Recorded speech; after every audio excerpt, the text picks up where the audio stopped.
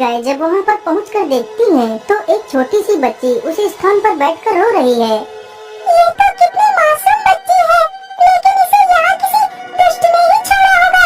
पता नहीं उस दुष्ट को जरा सी भी दया नहीं आई इस मासूम पर। कहीं इसे कोई जंगली जानवर खा जाता तो क्या होता। मुझे लगता है ये बच्ची तो भूखी भी है। मैं ऐसा करती हूँ, जल्दी से इसे अपना दूध पिला देती हूँ। फिर वह गाय अपना दूध उस बच्ची को पिला देती है। दूध पीते ही वह बच्ची शांत हो जाती है। अरे बहन, अब हमें वापस चलने का समय हो गया है। अब हमें वापस चलना चाहिए। लेकिन इस बच्ची का क्या करें? यदि हमने इसे यहाँ अकेला छोड़ा तो इसे कोई भी जंगली जानवर नुकसान पहुँचा सकता है। मैं ऐसा करती हूँ, इस बच्ची को अपने साथ ही ले चलती हूँ। इतना कहकर वह गाय उस बच्ची को उठाकर अपनी पीठ पर बैठा लेती है। फिर वहाँ से सारी गाय वापस चली जाती हैं। उसके बाद बेचारी वह कुम्हारिन वहाँ पर आती है। अरे राम राम, मेरी बेटी कहाँ चली गई? मैं तो अपने बेटे को इसी जगह पर छोड़ कर गई थी। इतनी जल्दी मेरी बेटी कहाँ चली गई? हे भगवान, अब मैं क्या करूँगी? पता नहीं मेरी बेटी कैसे होगी और कहाँ होगी। हे भगवान, मेरी बेटी की रक्षा करना।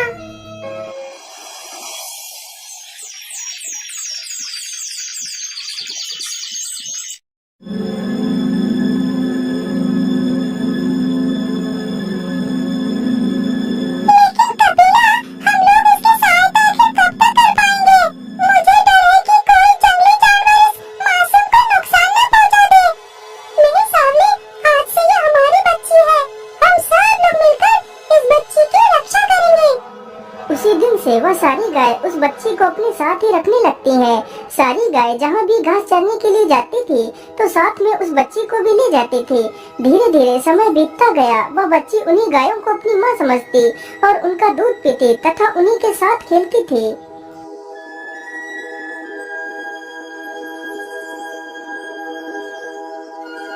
बेटी, अब तो तुम बड़ी हो चुकी हो और समझदार भी। इसीलिए हम चाहते हैं कि तुम यही घर में ही रुको। मैं जंगल से तुम्हारे लिए फल ले आया करूंगी। तुम यहाँ पर बिल्कुल सुरक्षित हो। ठीक है माँ, जैसे आपकी इच्छा। मैं यहीं पर रुक जाती हूँ। अच्छा ठीक है बेटी, अब मैं चलती हूँ। तुम अपना ख्याल रखना। दरवाजा अच्छे से बंद कर लेना। ठीक है माँ, आप निश्चिंत होकर जाइए।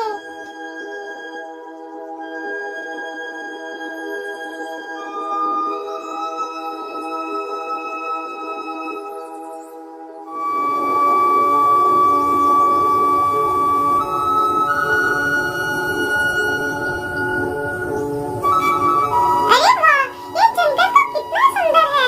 जी तो करता है पूरे दिन मैं यहीं बैठकर इस सुंदरता को देखती रहूं।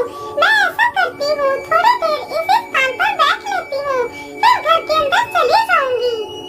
इतना सोचकर वह लड़की वहीं पर बैठ जाती है। तभी उधर